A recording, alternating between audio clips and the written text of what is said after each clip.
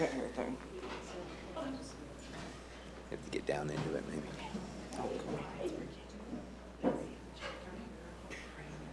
Mm-hmm. Oh, that's terrible. I watched the meeting from one of my other devices on everything, Mm-hmm. but I could not participate in the meeting.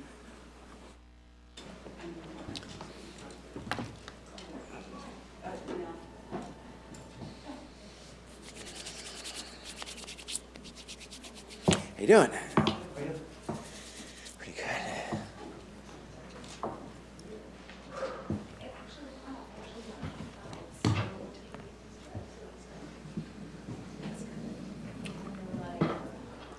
We voted because we just voted on the procedure or the policy to implement it, and the procedure was how it was selected, which didn't require an additional vote.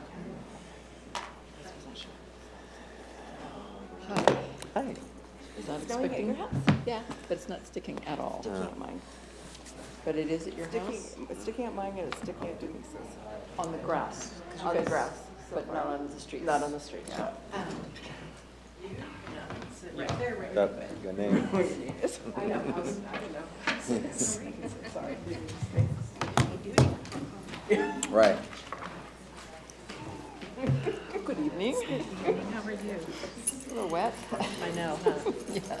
My friends were like, is it gonna stick? Is it gonna stick? And Yeah, I I'm like, know. no, it won't. It's better if not. Yeah. If the Yeah, the so there's streets should updated get icy, measure I prayer. would imagine. Okay. So we're crossing our fingers.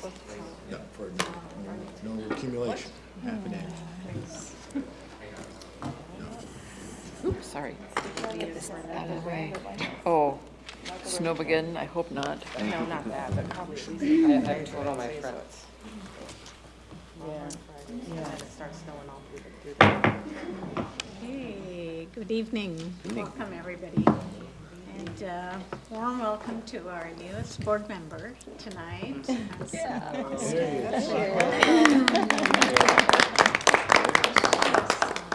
Thank you so much for everybody who did the work to get Austin here. And thank you, Austin, for volunteering to help us bring in fresh ideas and some new skills into our board meetings. So I am calling the meeting to order, and I'd like to welcome the audience and call upon Dr. Watts to begin our work session, please. Absolutely. Thank you, President Vengadaslam, members of the board, our newest member of the board. Thank you, Austin, and community, staff, and friends. Today, I would like to introduce our Director of Communications and Public Affairs, Melissa Larmy, to present on the most recent version of our board communication plan. And with that, the floor is yours. Thank you, Dr. Watts. You're welcome. President Vengadaslam, members of the board, Austin, and team. I'm going to pass out, Dr. Watts, with your help, we have our update, and excited to bring some new information, as well as some of the usual updates. So we'll start with some analytics and some updates on the community conversations responses, and then we'll get into some of the next steps from our last, from ongoing conversations from the board communications plan. So excited to provide some of those updates. So first, appreciate you sending me the questions from the most recent community conversations, and glad to hear that those went well. I did receive those. Today's been one of those days where I think I had maybe 20 minutes where I wasn't in a meeting, but have started diving into those and working with the team to get those answered and posted in a timely manner. So hoping by next Wednesday, the next board meeting, that we'll have those posted and all those responses shared and on the website in the same manner that we did with the last series. And then we do have one more series scheduled for this school year, which is May 9th and 11th. So just keeping those dates in mind. So we got a bit of time before we start promoting those. And then a review of the analytics. So if we turn to the second and third pages, just an update on the analytics that we are used to seeing. So the newsletters continue to perform well. The board video updates are staying about the same as far as the usage, the views, the average minutes viewed. You can see it's pretty steady. So no real changes there. Since we last met, though, you did have some video opportunities, so thank you for your time, Directors Daniels, Hardy, and President Venkatachalam. So Casey did actually send the first draft and then revision of your video, Maya, with about what to expect at a meeting. And so I think we're getting really close to being ready to publish that one and share that one. And I think that provides some really good information about the process of attending a board meeting, filling out the comment card, and just really kind of what to expect. And so I think that will kind of help people understand what it looks like, and especially for people who don't normally come to a board meeting, kind of taking and removing some of that fear. And then he's finishing up the video that that you two did together for that one, and we should expect to see a draft in the next day or two for you to review before we share with the rest of the board and then make that public. And then the plan is to share those periodically through social media and all of our regular platforms, and then keep them also on the board pages available at all times to be seen. Any questions on those? How many folks do we have attend the community conversations? Because I know we had 2. 4. So the report altogether is 7. Yeah. So I think there's some thoughts about what that could be. It could be, you know, you just had a series at the beginning of February that were more attended, and so was it too soon, the timing? I think everybody was getting back into their schedules because of Snowmageddon. And busy, kind of, everything had gotten rescheduled and pushed out. Do we need another form of communication for our community and our families? Is there another opportunity, another way to connect and communicate with you? Is that what we're needing at this time? I'm not sure what those answers are, and maybe that's something to talk about. And that's actually one of the things that we're going to talk about today, is one of those other platforms that you've been asking for a solution for, and that's what we have to talk about today. So, but we do have some time between now and the next series, so I think that will be helpful to have that stretch of time. Any other questions? Okay. I did also put note in the upcoming events, a lot of things kind of happening in March. We went from a short month to a long month. But we do have just some regular dates in there, including our newsletter. So the 15th is when the content is due, and with a new member on the BSGT team. I don't know what that content structure looks like, if we want to add a voice section for that new voice. And so I'm happy to work with Austin on what that could look like in that deadline. And Austin and I have the pleasure of working with him on a couple different teams and committees already, so happy to connect with him separately on that.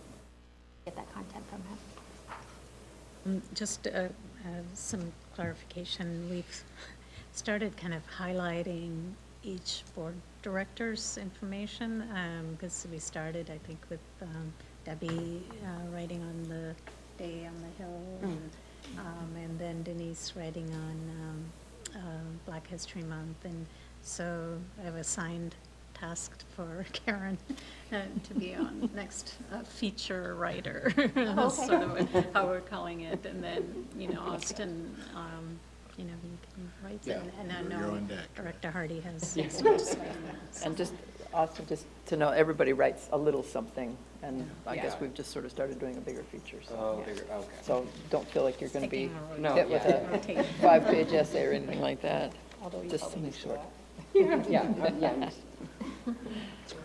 Great, thank you. So, what I was hoping to spend a real bulk of our time together this evening on is going back to when we put this original first draft of our communications plan together for this year. Based on 2 of your communication goals for this year, the main 2 that this addresses is, 1, develop and implement an effective process to respond to questions, concerns, comments, or feedback from citizens, and 2, to seek community and staff input in decision-making process, there were several discussions about how might the board further seek solutions, or seek a solution that would allow staff and community to provide anonymous, online, have a public-facing discussion that could be monitored by the board and the district without violating OPMA, and proactively address concerns district-wide. And so we had several discussions since the summer about, well, is that a listserv? Is it a Facebook discussion group? Is it just social media? What does that look like, and how might we do that in a way that allows you to monitor things that are bubbling up in the district and address it either in that platform or on the dais, but doesn't allow the opportunity for violating OPMA.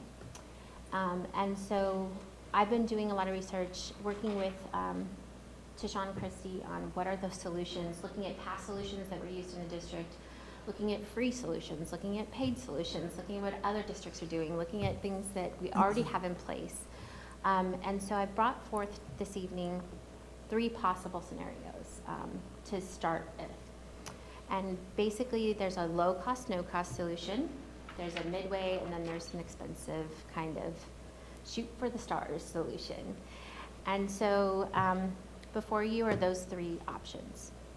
And the first option that's listed there is the platform that I've mentioned a few times that I'm familiar with, that kind of right off the bat I thought of that I was familiar with. It hit a lot of those marks that you were asking for. And that is Thought Exchange. And it's an online anonymous platform, and I do have a handout for you that talks more specifically about that. I think there's enough there.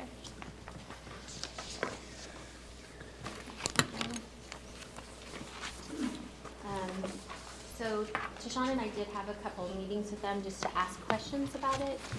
And to be very clear, we've not entered into any contractual discussions or anything like that. It was just an exploratory discussion about what are the benefits and features that you offer.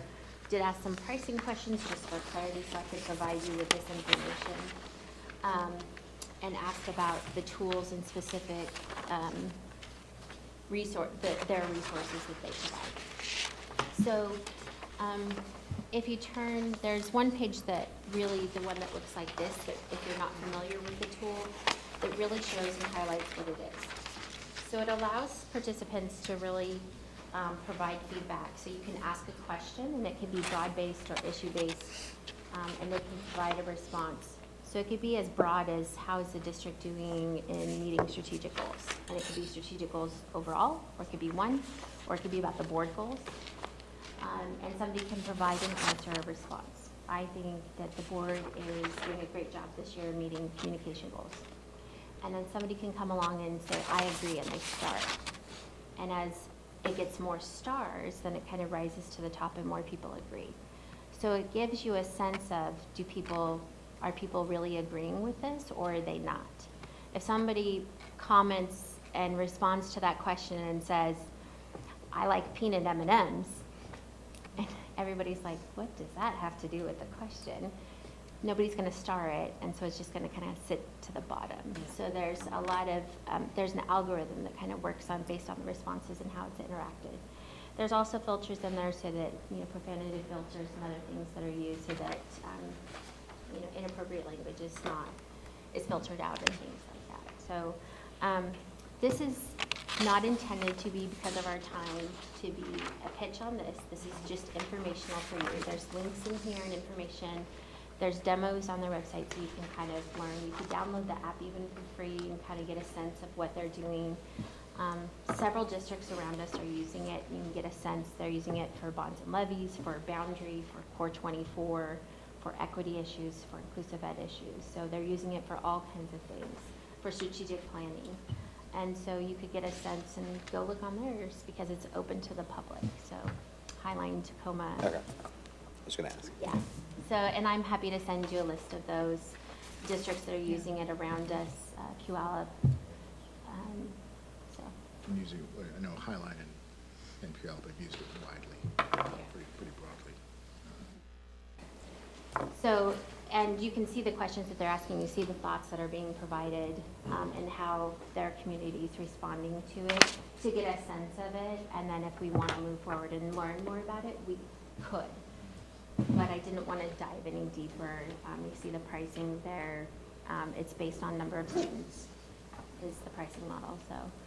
And a number of other things, so it's not apples to apples comparison, district to district, so. So it's open and monitored by the community, not us. So if somebody says something like, you know, the peanut M&M comment, I mean, and nobody pays attention to it, much like if somebody said, well, you know, Melissa's hair, did you see Melissa's hair today, or something like that, and nobody pays attention to it, you know, that's also going to be monitored by the community. So there's not a lot that we have to do to it. It's really crowdsourced in that sense and monitored by the crowd. What it does allow, because it's anonymous, is for the opportunity for more people to engage, because they feel that safety that you were talking about not having to have an email, or in the sense of Facebook, to have that account and have their name show. It also can be used internally, so that if you are having, for example, like a committee, like the Equity Council or SEAC, or even at a staff meeting, you can have it facilitated and use it as a conversation. So this is the enterprise level, where you can have as many conversations going on at a time. So you can have a board and a boundary and Core 24 and equity and inclusive ed, and you can have all those conversations going on at the same time. So are you able to set up what conversations you want? Okay. Unless there's one question that I had an opportunity to view, fly on the wall, and use the app. And the question that often comes up is the star conversation versus likes. And the algorithms, people often ask or compare the two and say, is that the same thing as liking a comment, or what does the algorithm allow us to know and understand? Yeah. I'm gonna, Sean wants to talk a little bit about the algorithms. He asked a lot more questions. You guys, the difference between stars and thumbs up. Yes. Right? So not knowing what's happening in the black box, I'm thinking that the only difference is the one full metric versus a partial metric. That's it. So in terms of what you're discussing right now, I'm not necessarily sure if you can compare them, because they're kind of apples and oranges. Debbie, I'm sorry, can you say, when you were saying we guide the conversations? Well, not guide, but can we put so can we put up, we'd like to have a or like Core 24, can we put a topic up and then get conversation that way? I see, okay. Is what I was, Okay. Yes. yeah. Okay, yeah. So I'm thinking about, let's say you were talking about like your hair, right? So what if that happened to be a popular topic and people are we then compelled to address that conversation, or do we just, so I'm wondering, what is our responsibility? Yeah. I mean, because I'm just saying, have are we great hair, compelled to actually have to respond because it is at the top of the, you know what I'm saying? Or can we Sure. just, I mean, Well, it's if a kind of a topic ridiculous. grows, yeah, if a topic grows, I mean, I think that's That what was we the would want to point, know, yeah. right? So if Right. something, then we would want to address it. And so if we started a conversation, so let's take something more serious, if we had an equity conversation and something was rising to the top about a specific community within our schools that was feeling that they weren't being treated fairly, and it rose to the top, then we would want to address that, and we would want to dig deeper. And we have the ability then to go and ask more questions or ask another question. And so then I encourage you to go watch videos and see how it works, because it really helps explain and kind of see it in action. It's hard to conceptualize, but I think there's also a couple white papers in here to see how it's been used and how it's been successful. Because it is kind of scary to think of when you first hear it, I will admit. And I've been a part of it and used it in different organizations I've been a part of, and so I've not seen it go awry in that way. So I think what's unique about what they do offer is it's kind of like you would have to have somebody who's running and monitoring an online forum and doing community conversations and promoting it on social media to get them to go to that and putting it in your newsletter all in one to kind of get the same effect of having somebody do an online anonymous what they provide in this platform, which is why you see option 2 as option 2, which is having your own part-time kind of communications manager to do this work, because I really can't find another something that does all of this in an online anonymous way. So if you had somebody who could work a flexible schedule, who was familiar with OPMA, FERPA, who had communication skills, who could engage with the community, who understood equity, who knew social media, who had basic graphic design skills and could do all of that, and who knew our community, then you might be able to have somebody who could support you in all of your community conversations, monitor an online free tool or lower cost tool, and then provide this sort of similar type of opportunity, but it's going to cost you more than the $50,000. It's going to cost at least $60,000 plus for benefits for a part-time person that would work those kind of hours. So then the no-cost option that I thought of would be to go back to the people and come up with a, so my third suggestion is a communications advisory committee, specific to providing advisory input to the board and the board communication goals that could come together and meet monthly, much like I do meet with the Equity Council monthly, but have a group of community members, parents, teachers, support staff, administrators that would demonstrate their interests through an application process, students, and be committed to really understanding communications, school communications, that would want to advise you on the progress of your communication goals and provide that input of hot topics going on around the district, understand school district communications and research best practices, and then really make recommendations to you about what are the needs and things that need to happen. And that could be a way to perhaps get at what you were looking for. It's not anonymous. It's not online, and with 18,000 families, you know, a small, even if you had, you know, 30 people, and could they come every month, they're not going to be completely representative of our entire community. I do recognize that, but other than your time, because I would recommend that one of you be on that committee and attend each month, that would be, you know, that would cost time in a room here at the district office or in one of our schools.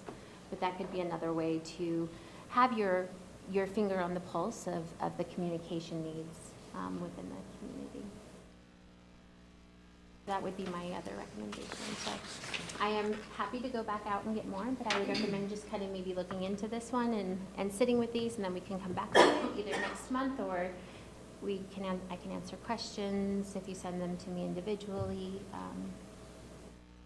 But I didn't want to leave this hanging because we've been talking about it and kind of coming back and refining what the thing is that we're looking for. So That's great. I think I still have a few minutes. So if there are any questions, I'm trying to be cognizant of my time tonight.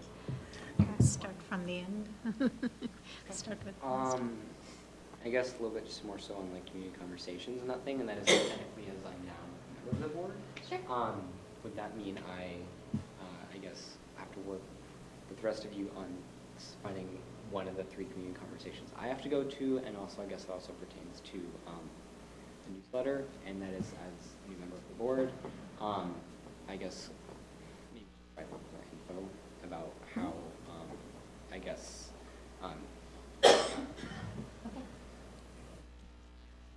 Well, community conversations, yes, you'll be paired with somebody. I mean, we look at time, you know, who's available when, and fortunately, in this case, one person doesn't have to do 2. Now we have the second person. So, yeah, we all just check time, Karen does, and then she schedules us accordingly. So there'll be a doodle or something that goes out on availability.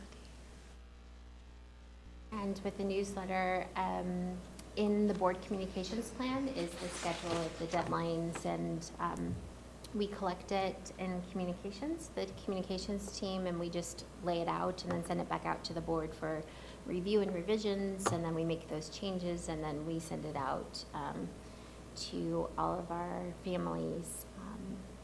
I'll and get you staff. the schedule and all Mhm. that. I think Karen, if we can get him on the On the calendar. Mhm.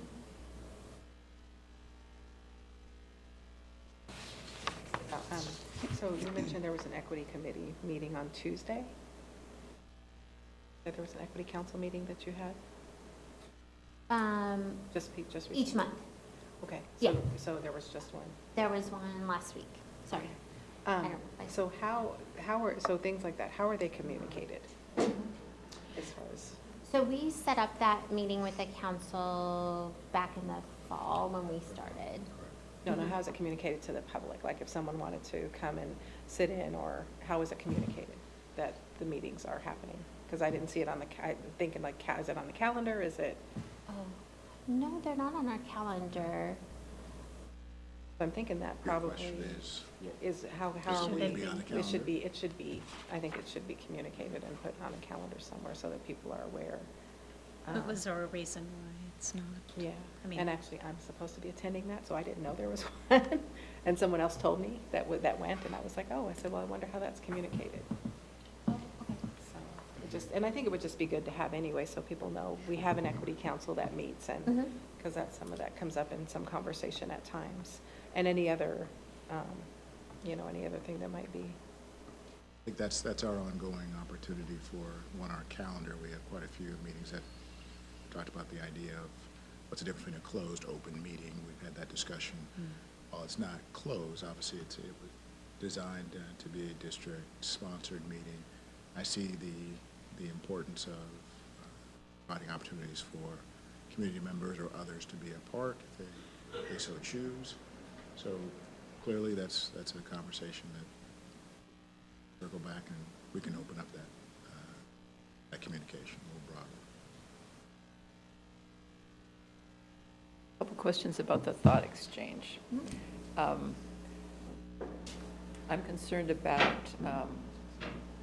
board protocol, having one person be the designated speaker for the board. And if we've got bunches of us answering things and talking, that's, to me, that could be a problem. So I don't know about thought exchange, what it's like. I haven't seen it, so I don't know if I'm asking the right questions. But that is possibly problematic, as far as I'm concerned. The other thing is it monitored so that a question coming from a certain email address or whatever, they only get one vote, 1 star? I mean, can it be loaded so that one person can say, well, I'm going to do this 37 times, and then they'll know that this is an important thing to talk about? It is, yeah. It's It is. taken care of, that's, Yeah, okay. so it's by IP address. IP address, Yeah. but they can go to the phone. I was going to say they. Well, I can't mean, do you've it got on the several phone or devices, but- computer or- Yeah. It is, and so the nice thing about the thought exchange is it actually isn't set up so that anyone, the board or the district, when you put your thought out and you ask the question and you want feedback, it's not, it is iterative in the sense that when thoughts are asked or added to, other people can branch off and have thoughts and add to it, but we aren't going back and responding in that platform.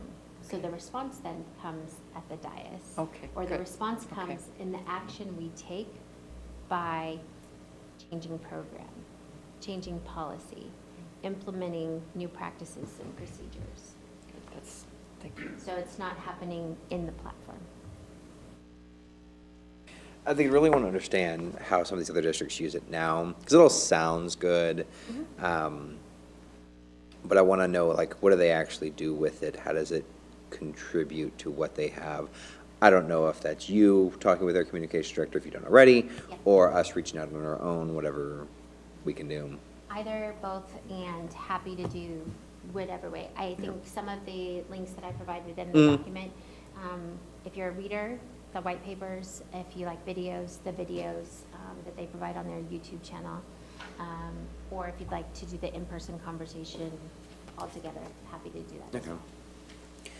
And this is just also for the general board, because we talked about something about this communication advisory committee or some type of committee in that form last year. And so I think that even if we select one of these other two options, we should still do the committee, just because that, even though it's, it's select individuals, whoever gets elected, they have to commit, what's another, we're going to have a pool of people who want to self-select in as opposed to being able to get everybody. But I think that goes along with our overall plan to try to, let's get something where people can give us information, because there are people that do want to give us direct information, or they themselves are feeders for their community, if you will, and can pull information into us. So I think we should still consider the committee, even if we look at the other ones and pursue them too. But doesn't that kind of serve the purpose of the community conversations though? Or is it, because I'm just wondering about. I'd say it's extra, but we can talk about it, because Yeah. it's more of like, I'd imagine the committee is people who want to kind of step into that little bit of a community liaison role. So they want to step up for their community. They want to bring things together. They want to bring them to us outside of a community conversation, which may be, especially for ours, they're more informal. It's just whatever, as opposed to something that's a little bit more structured, and where the conversations are conversations, that this could have formal or at least scheduled reports to the board about specific things. So it might serve the same purpose to reach out to the community who wants to be involved with us, provide a little bit more structure than the conversations, maybe. You thinking of any topic in particular where that format might give us something that we're not already receiving? What comes to mind, if anything? What comes to mind is, let's say, perspectives of people who've just moved into the area. If, we don't get it, someone can, pull that together and we get perspectives of how people are integrating, how people are finding a way to move around. It could be people that are, more perspectives on people who have, what am I trying to say? Both parents are working in the household, or they don't have a lot of time to be engaged, but someone else can come in there and kind of build their information for us. And so it's a little bit more structured than the people who want to just come and sit at a community conversation or send us an email. And it allows for, again, self-selected community, self-described community leaders to have an avenue directly to the board in a more than just conversation format. Question I have on that is, I'm just trying to picture this. So if it's one board member in this committee, you're suggesting that one board member, and I'm wondering if how that would work. I'm trying to picture that, because are we rotating? Yeah, Because that's one the thing too. person I haven't can't figured that out. respond to Right. everybody. So either we are not part of that at all, and they just present to the board, or we don't have that. Yeah, I think we would need more conversation around what it would be. When I look at some of the bullet points here, where you're asking people to assess the current state of communications of the district, so you're asking for specific things in relation to that. And I don't know if the thought was the board member would be the facilitator, because when I look at, even the thought exchange and the communication advisory committee, I don't know, Melissa, how much bandwidth your department has as we add additional things on there. And so that was one thing we didn't really talk about in here. Even if we have the thought exchange, how much additional time might that take in your area to be able to give us information back. Would you need to be involved? I think this is not a district thing, right? The thought exchange, yeah. Well, actually, it could be used by many departments. I mean, for your purpose, not for. Yeah, but for the yours, board. yeah, they would train anyone who wanted to use it. And so it wouldn't have to be just me. That's good. Yeah, which is nice. Yeah, I didn't know as far as if there were certain things that questions or thoughts that the district could put out compared to thoughts that we had. Somebody's going to have to go in and pull that information and disaggregate it out so that we had it, so. It's actually all done through the tool. Okay. And I was going to say that that's the beauty of the tool, Yeah. as opposed to Good. wanting, we would need to have that done anyway. Yeah, it's all done through the tool. So, and the training is included in that price as well. Okay. And I think with the Community Advisory Committee, I think if we're going to get honest feedback, I don't know that having myself in particular on that committee would be beneficial. I would advise against it, actually. I mean, I think it might be better if I'm not, to get that feedback, so. I think my concern that I have about that, though, is it's a self-selected community Yeah. leader. And so I know that, people can get very streamlined in their tasks and their topics. And is it going to be representative of all of the voices, or just the loudest voices? I mean, I could see there definitely would have to be some type of, monitoring structure. I'm not sure what that looks like, to make sure that we are getting a balanced view. I could see that being a challenge. So maybe having more conversation around what that Yeah. looks like, because that's my main concern, is that I can see, it being manipulated, taken over by, some people who have a particular, topic and. Focus, yeah. And focus, and that being the driving force of the agenda, so. But we could have more conversation about what, how Exactly. people are selected and what it looks like. and so. Yeah, exactly. What are you thinking, Austin? Any thoughts? I mean, as a student who serves on the strategic planning committee, I can just definitely relate that, having been on it, Melissa can echo, I just really relate to this since July. We haven't really had anyone, like a whole group of new people join, and there's also been around 74 who are technically on the committee, but only who contribute online. And even then, it's various comments, and I think it would be interesting to see, I guess, just how another communications committee just comes up, and it really could also be limited in who gets on it, and even then, what type of voices, I do just want to say that the thought exchange, just offering a adolescent point of view, and that is students are on their mobile phones, and this would definitely be, if it could be promoted in advisory, if it could be promoted on middle and high school websites, this would be a way you could get more student input without having students having to come to board meetings, which is, I know in many cases, many students just don't have the time, don't want to, but they can just talk about an issue that's in their high school, or an issue that they just want to say something. And I think that would be, I'm really interested in social media, so. Thank you. Yeah, I know we need to wrap up. I just want to say, I was thinking about the strategic planning committee, and could it be a portion of that their meeting focus on communications, or I think it's part of the metric, right, the communications. I don't know, I'm thinking temporarily, could that be, see how that works, are there things that they can bring to the board during their presentations? We probably spent the bulk of our time, honestly, in the last year talking about goal two. And I think what my intent was to address the specific bullet point around the board's desire of having something kind of to keep your finger on the pulse of district-wide issues and addressing things before they become crisis.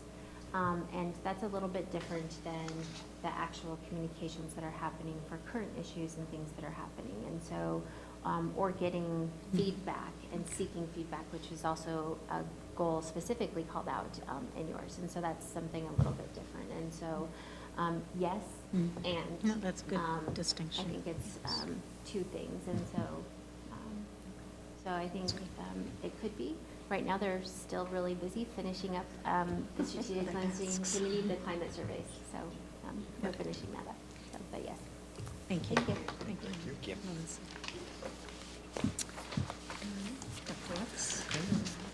Thank you, Melissa. This takes us to our second of two presentations, and I will call Chief Learning Officer Danelle West to begin the update on inclusive education program. Danelle, the floor is yours. Thank you. Good evening, board. I'm glad everyone was able to weather the storm and make it out here this evening. I am excited to bring our inclusive education team to come and share some updates around the work that's happened this year. One of the things that we've had the opportunity to do in board meetings, you get to hear snippets of some of the work. It is typically through our discussion around contract approval for some of the services that are provided. So having this time to really dig into some of the data, how our work is structured, the support structures that we have in place, I think it's a overdue opportunity, and we're just excited to be able to dig deeper into some of the conversations that come up. So I'm going to invite Spencer Pan, who is our Director of Inclusive Education, and Jennifer Marie Jones, who is our Executive Director of Learning Supports, which is a part of the Inclusive Education team. Feel free, take any seat. And I will kind of share a couple of the outcomes for our conversation today. And you have in front of you a copy of the slides, so feel free to take notes as the presentation flows. And Spencer, I think, is intending to pause in different sections to give you the opportunity to pose any specific questions about the information that you've heard. So first, our outcome is really to share some information and updates about the work that's happening in inclusive education. Secondly, to reflect on some of the data and trends that we're finding. You'll have the opportunity to look at some comparative data to where we are compared to other districts, and also with some of the state targets that we have. And then hear a little bit about the directions and next steps. Where are we headed? What things have we learned from our time together this year, and where we're trying to grow for next year. So first, I'm going to invite Jennifer to come up. She's going to actually have you guys engage in an activity. So think about who is going to be In the hot seat. who wants to be that volunteer. And Sure. Okay. All right. So tonight we're going to do an exercise, a simulation of what it's like for a child, whether it's K through 12, to have a disability. Okay. So what I have some cards here that will identify the grade level and then the area of deficit. And then we're going to do a little simulation of what that looks like, and then we'll talk a little bit about what that feels like. Dr. Watts talks a lot about empathy, and so I think this is a good exercise. Several folks, pretty much we all within our families or within our communities, we are all have relationships or are touched by a student or a child with a disability. And so I think doing exercises like this within the classroom, within times we meet with our teachers themselves, just to remind them of what that feels like, is really important. So we're going to do this exercise, and so what I'd like to do, I think Austin should go. I'm thinking Austin should go. That's what I'm thinking. What do you think? Sure. Okay. That's a good spot. First time here, I'm putting you on the spot. All right, so pick a card, any card. All right, and what do you have? 8th grade reading. Okay, 8th grade reading. So come on up here. Let's get you started. We're going to watch a video of a child that's going to talk a little bit about what it's like to have that particular deficit, and then you're going to experience it. Okay. All right. So you, again, tell me what you had again. 8th grade reading. 8th grade reading. Okay. So reading issues, 8th grade. pushing it. It was working earlier, we know. We know that it was, we did try it out, but this is how it works. Does this. Right. Here, let me try something there. I have an idea. Right, I have an idea. Let's see. Sometimes if you go through a different browser, it'll work for you. There, okay.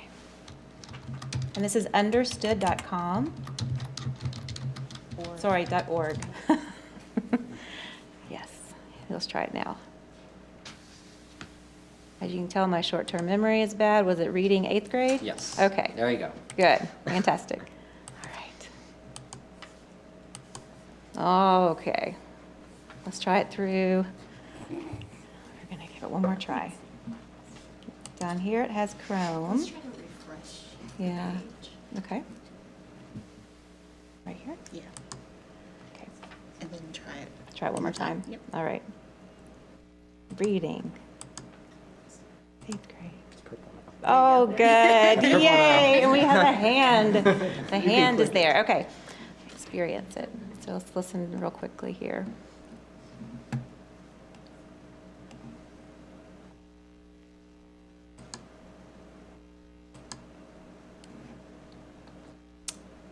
It's spinning. Okay. All right. So how are things going, Austin? There you go. I think it's So far, so good. So far, so good. So far, so good. First You hour. gave great input. Yes. We're glad you're here. Maybe refresh one more time. Okay. This is really interesting. Just keep refreshing. Oh, here we go. There we Perfect. go. Here we There go. we go. My name is Jade. I'm in the 8th grade, and reading is a huge struggle for me. Teacher would ask me to read in front of the class aloud. I'd open my mouth, but no words would come out. Not because I couldn't speak, because I couldn't read the words on the page. They were jumping around, backwards, blurry, sideways. D was a B, W was an M. I just kept it all to myself. Like, no one can relate to me. This is just my problem, and I have to deal with it. I have to find a way to deal with this. Oh my gosh. I can still remember the names. Idiot, dummy, slow, special ed. It's like every day going through that takes a piece of you. After a while, you just you get this numb feeling, like it just doesn't bother you anymore. That's when you get really worried. That's when you should get really worried. When you get this numbing feeling, someone calls you something, you're like, I don't care. They're right. That's the worst feeling in the world. Middle and high school students who still struggle with reading have dealt with years of frustration already. You're about to experience a little bit of what that's like. Okay. You ready? Yeah. Okay, I'm not going to give you any directions. I just want you to start, okay? Okay. Oh gosh. Do we? Oh gosh.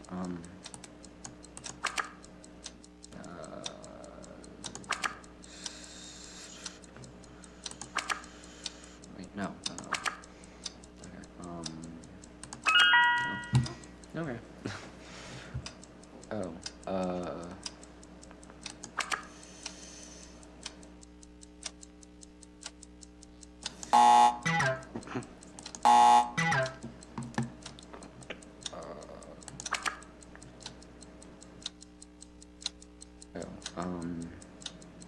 Let's see. Oh.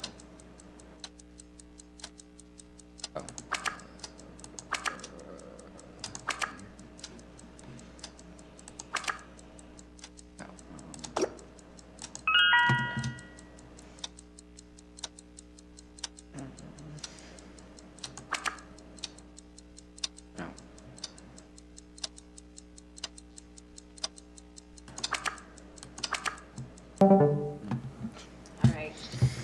So, Austin, how did that experience feel for you? It was frustrating. Frustrated? It was, and it's just, you first start, trying to read it, and then it doesn't, click, so then you try and make it click. You try you don't think you're, it was just frustrating. Very frustrating. All right, well, thank you for coming up and trying that out. We're going to move on to the next one before we Oh, so you want to do the next one? It is. I guess I just keep doing that to people. So have that effect there. Okay, all right. Math first grade. Math first grade, okay. You have to. I do have to go. You do. Control of the mouse. All right. So now, let's go back up here. Math first grade. Math first. And we'll listen here before. Okay. All right. May have to refresh it. It's doing it. Oh, still loading. Okay. That's good. They always act up when you come up here. Of course. I mean, how would it work, right? When you're in front of a whole bunch of people. Here we go. Now I'm just going to reload it. Oh, yes, we got it now.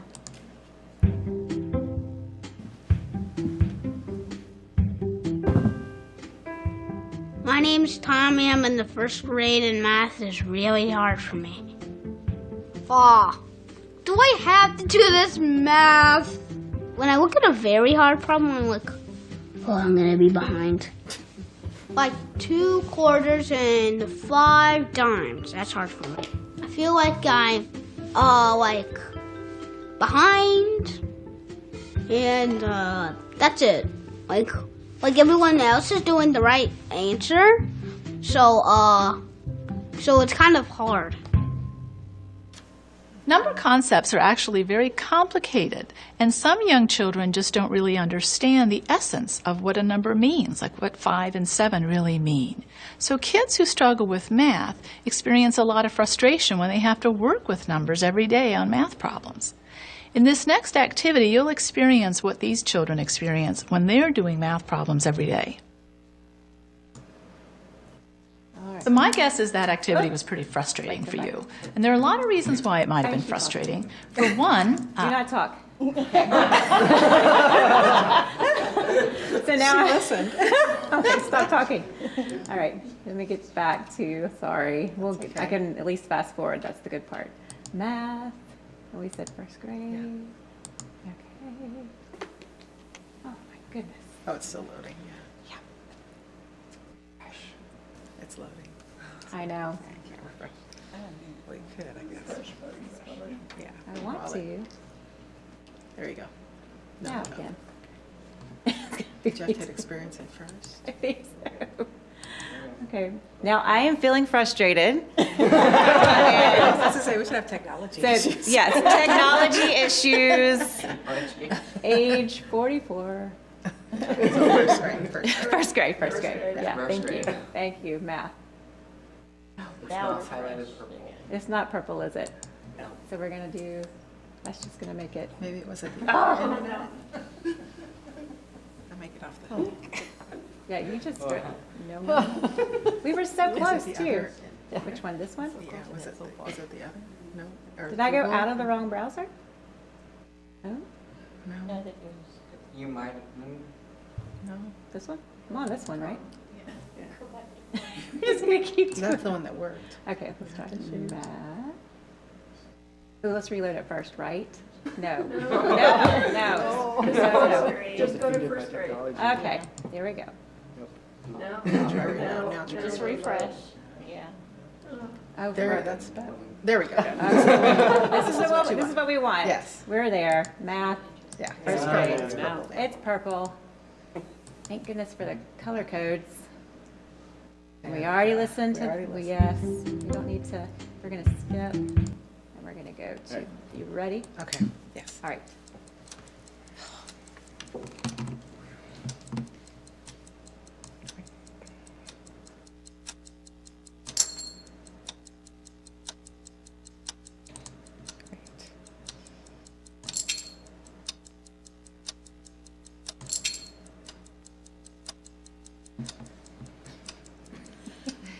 Okay, it does say an apple is 7 cents, right? Yeah. So I just put 7 cents up there. Nope, these are not. Huh? Hold on, okay. Wait, I want to buy the apple. Ah! Okay, can I start over? Okay.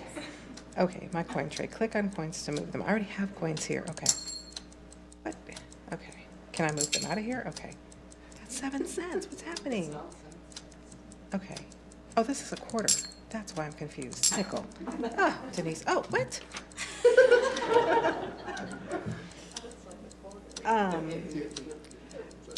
What if I do? Okay.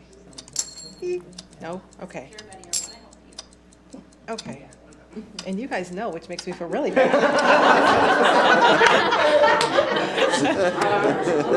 I'm good at math. I don't know what to do. I have no idea what to do. I'm sure there's a, okay, it's about to run out of time. Okay. What did I? Okay, well, I had a little chart up here, and so the quarter was 7 cents by itself. You got it. Yes. But how did that feel, especially when that ticker started getting louder and louder? Oh, it was awful. Yeah, it was awful. Frustrating because and also, like I said, I think I know what I'm doing, but you really don't. So. And the sad thing is, we all laughed at you, and that happens, right? Yeah. We were all giggling. And was it Dr. Watson? We were part of it. No, that's correct. No, we were all cheering you on. That's what the cheers and laughters, right? Yeah. Okay. Just if you're going to help me with that. Okay. All right, so if you do go to understood.org, there are many different simulations. I'm sorry, understood.org. I keep saying .com. Okay. My apologies. Right, I'll take you just somewhere not. Okay, so I'm going to turn it over to Spencer, I think. If I can get the PowerPoint back open. This one, the attention one is the best. Open. There it is. Oh, there we go. okay. Okay. So first, just thank you for this opportunity. I think that, we get to this point of the year, and it's helpful to have a little bit of time to reflect, and especially in this audience, too. I think back to a little bit that beginning portion on the outcomes. It is, in part, in a work session, I think about, we will have information to share, but it is also an opportunity for us to unpack some questions and help us kind of reset as well, because oftentimes we're internally really, we set a direction, and then we are very centrally focused, surrounded by people who are also doing the exact same work, and so sometimes having a little bit different lens to inform some of what we have as perceptions is helpful. So. And at any time, if there's some questions, I'll definitely have some points to break and then ask intentionally for some questions, but if you have questions on any of the slides, just do kind of flag and say, I want to talk about this. Yeah, so our federal law that we always abide by when we're looking at special education services with inclusive ed is IDEA. Again, was reauthorized in 2004 and has had some amendments since then, especially in 2008, where we did have the parent revocation piece to be added to the IDEA.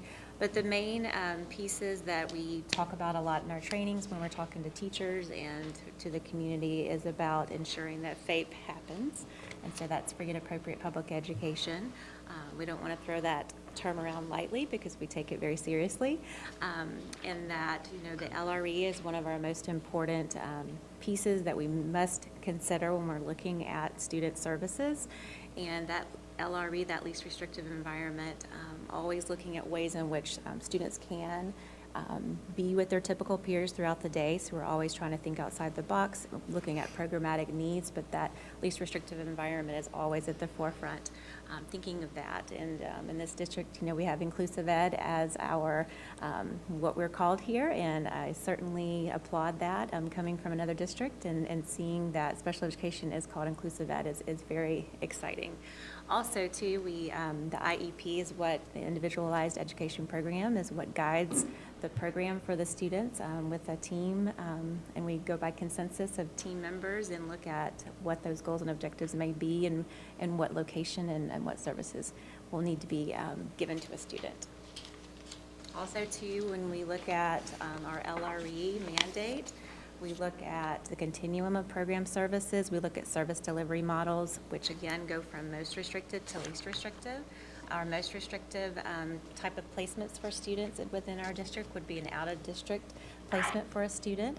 Also could be residential, could be hospital homebound when students are not able to come to school and they are not with typical peers and essentially having some one-to-one time with an educator. We also look at our least restrictive. Again, all of these programs are on that continuum, and we're always thinking of ways, and nothing's prescribed per child, so things could be hybrid, in which a child may consider the supports of a support center, but they may need some time out with general education students as well, and so looking at that continuum is what we're really charged to do when we're looking at what services a child may need. So, and again, integrated, looking at our resource. And then we do have, and we're really excited to hear about at our principal advisory night the other night, talking about some issues in inclusive education, talking to principals about how they're doing their services and programs within their building, and knowing and seeing that co-teaching is happening in some of our buildings, which is very exciting. And again, that would be on that least restrictive continuum. So we applaud those efforts of schools really thinking outside the box in ways that we can educate our children. So. Thank you. Sure. And we'll get back to this a little bit later as well, in terms of some of the work that we're doing around this as well. So, let's start with our team structure. And this looks a little bit different than I think past iterations of this. And we're organized. I used some color coding that should show up on yours. I know the text is difficult to read, but it's kind of the purple section is where we fall within our organizational structure. So Danelle West is our Chief Learning Officer, and under that umbrella is Learning Supports, which oversees inclusive education, CTE, and EL. And so we're one of those three prongs right there. And if you start looking, we have, one of the things I started having conversation with my team about early on is, if we think about, as Dr. Watts says, all of us are either in the profession of directly teaching students or else supporting those who teach. And so when we think about how do all our staff centrally connect to that role and objective, this is how we've organized. We have really kind of what traditionally people think of as kind of that compliance function really comes down to budget and staffing, right? We look at those roles as either supportive of our staffing or supportive of how we go about budgeting for our fiscal processes. And so that section in the brown is really that is often behind the scenes is a lot of the staff, our administrative assistants, our prof tech staff who do a lot of our reports out, do some of our data pieces, review a lot of our IEPs and evaluation records. So that's that portion of the structure. In that blue is what we term general school supports. This is probably the most visible portion. Oftentimes when we think of like, what's the central office inclusive education team, right? This is your assistant directors, your coordinators, your program specialists, that support that school buildings really intersect heavily with. In the green are a lot of our related service staff. Oftentimes people think of these as embedded already into our school building, but they're really allocated as itinerant staff deployed from the central office. So this might be your adaptive physical education teachers, your audiology staff, your assistive technology, orientation and mobility. So there's a lot of staff that are deployed across the district as resources and are embedded heavily into the school. They carry caseloads and do direct student support. In red, we have, this is a little bit newer this year. We've really tried to respond to this need around behavioral supports and services that we're starting to see. Really mental health expertise around not just social emotional learning kind of on a broad base, but really specific. You know, when a school building tells us we don't really know how to support the student, or we don't really know how to plan a program around, or I need really a lot of support around constructing an FBA or BIP.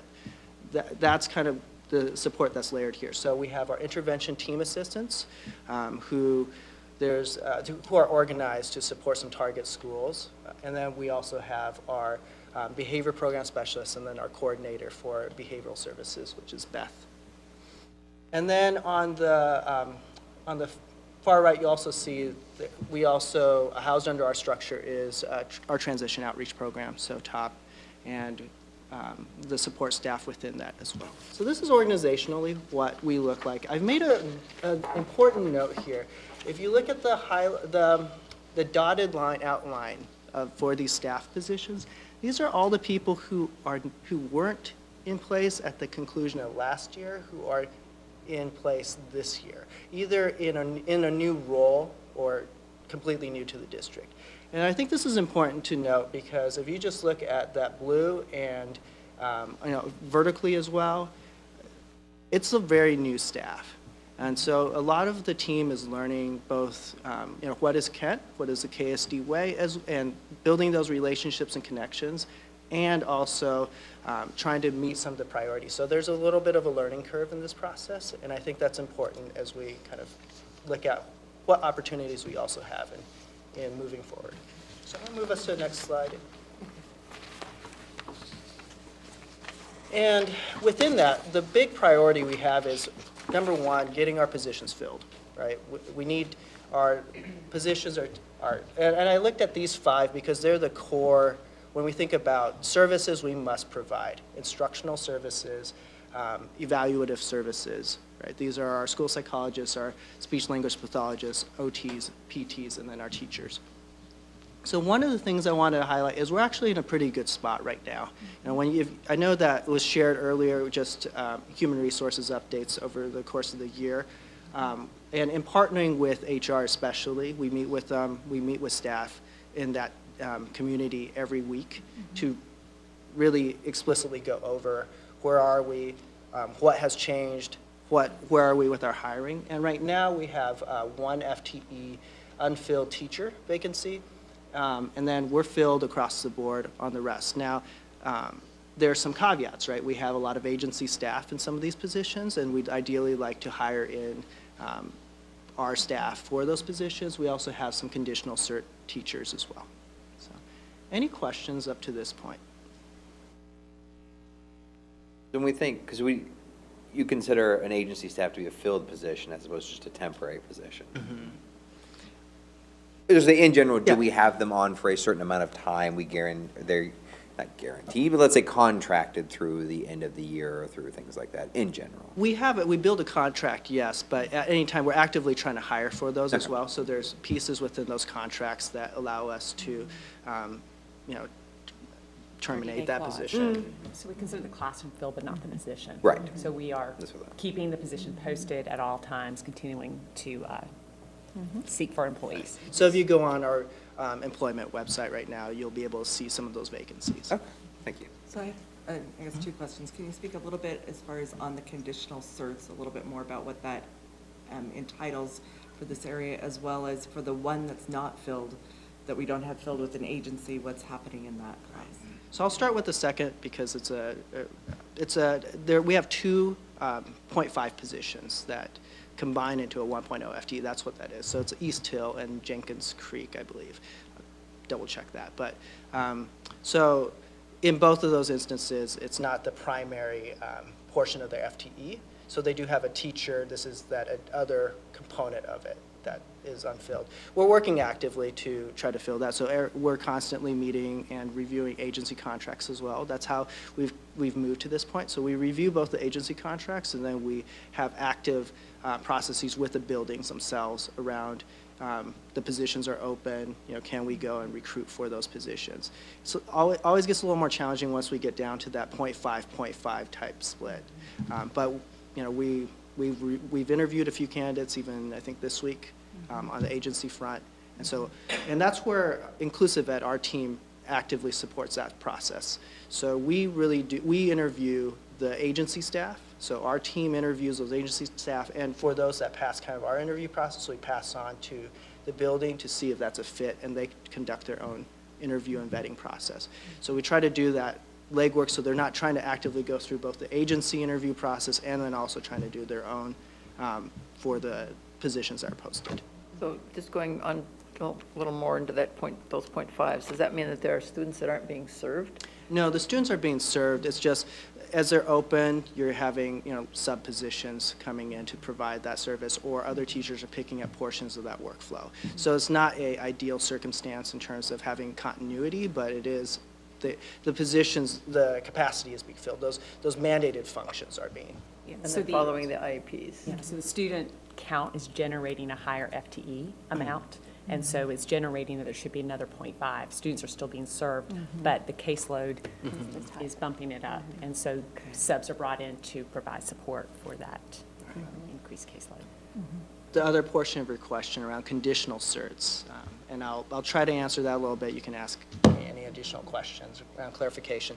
So we do have conditional certs, and for the function of inclusive education, my team in our schools, we look at them in terms of what can they do, right? There's a breadth of function depending on what they have, and so we work with HR around that. Some of our conditional cert teaching staff are able to write IEPs and do, provide instruction, and really are a lot closer on, when we look at this, to the function of a fully certificated staff member would be able to provide. We do have some other teachers who are not. They're in that process of getting either the credits or that information so that they can get to that juncture. Each one of them is in that process, though, of doing so. That's how they obtained that conditional cert. We do try to advise, if at all possible, make sure to interview and thoroughly interview through all our candidates who aren't in that situation. But if we have a really strong candidate, sometimes we have staff who have been in KSD for a while, right, and know the system, are in that teacher program, and we feel that they have developed both the relationships and there's a commitment to staying afterwards. That might change the investment, right? We're a little bit more eager to have them on board so that we'll have them down the line. And so then it becomes really a question around what the support structure around them is. So we work with actually our HR mentors, as well as we have our program specialists to really say, okay, what's the support structure? We work with the building, who's writing those IEPs, where are they in that process? Are they going to be, what's their readiness for that upcoming school year? And so you said they have to be in a program? Conditional cert. That's part of this. I'd like to share some good news. Career Fair, we just signed 3 special education teachers on Saturday. So we are making incredible progress, and thanks to the IE team who was there interviewing on the spot. And so got some good ones, yeah. The next portion I'm going to is around our enrollment. And so if you look at the past few years, our enrollment in special education, these are accounts. The first 2 are average counts for those school years. The third one for 2018-19 is for the month of February, so what our state reported count is. And so you'll see that we're staying pretty steady here, which helps us in terms of thinking about what capacity do we need to plan for. Are we seeing a trend that we need to start projecting additional classrooms or staff for? Right now, we're holding pretty steady. And I know this is adapted a little bit from a presentation that came to the board last year, and so we shrunk it down a little bit to just the more locally relevant districts here, and added in data for the increment of additional year. So the original information is pulled from the state, but presented, those districts are selected because they were part of a group, the Urban Collaborative. In this, you'll see that over the past 4 years, a lot of the districts in this area are upticking a little bit in just special education percentage, right? So percentage of students receiving special education services relative to the total student population of the district. But this is just informational data that tells us about where we fall in terms of percentage of students we serve in special education against those locally. And then I want to spend a little bit more time on this slide. So this slide tells us what is our, by disability category, so these are state disability categories, roughly what percentage constitute each of these different demographic groups, right? So, and you'll see some patterns out of this, which I think are important notes. And there's a few caveats to think about it on this slide. And the first, I think, that's most important is these are eligibility categories. So once students are eligible, their receipt of services it will be the same, whether you're identified under autism or specific learning disability. Your needs are going to be the same depending on what the team decides, right? So there's that. At the same time, it does provide some interesting thinking around access or supports in the process of identification for disabilities. And what I mean by that is, if we think about how you become eligible in terms of identification for each of these categories, they're a little bit different, right? So of specific learning disability, it goes through a discrepancy model, and they do this process. Whereas when we think about health impairment or autism, oftentimes that's externally, there's diagnostic information provided, or a primary physician has already followed this student and diagnosed the student with, say, a health impairment, ADHD or something. And so sometimes one of the things we start working on with our teams is when we see these, are there access points that we're missing here, right? Your ability to see a physician, your ability to identify that the student might have presentation similar, consistent with autism, right? So these are just things to think about in here. The bar we want to stay focused on, and we'll kind of touch upon a little bit later, is going to be EBD and intellectual disability. These are areas in the state that I think a lot of districts are struggling with in terms of over-identification of especially our Black African-American students. And so while we're not functionally disproportional for how the state measures it, it's also important for us to look at these types of data under that. I think the other piece to just throw in there too is these are the primary exceptionality, so students can also have a secondary eligibility as well as a tertiary. So these students are primarily, the eligibility team is making the decision that autism is the primary factor when looking at the needs for that student, so that this only captures primary. Absolutely. And I think that's important because if you think about a lot of our students who present under this disability category of autism, oftentimes they're comorbid with things that could otherwise present as a health impairment or a learning disability. So. Any questions on this slide? Okay. So is the district doing anything to mitigate those discrepancies? Because we know that one child they can exhibit the same behaviors, but one's been diagnosed this way because they were able to be. And so is there an opportunity for this child who might potentially be placed into one of the other intellectual disability to be reevaluated to see if they would fall under one of the other categories? Does the district support that? Absolutely. So I think there's a couple things, and I'll share briefly on them. It's not an exhaustive list. The first is that evaluations can happen at any juncture, right? The team can say, we have new information, or we suspect this shouldn't be the primary disability category. Some of that's just training for our team, and we can continue to go through that. There's also, I would say, Kent actually is at the forefront of a number of things, which is helpful too.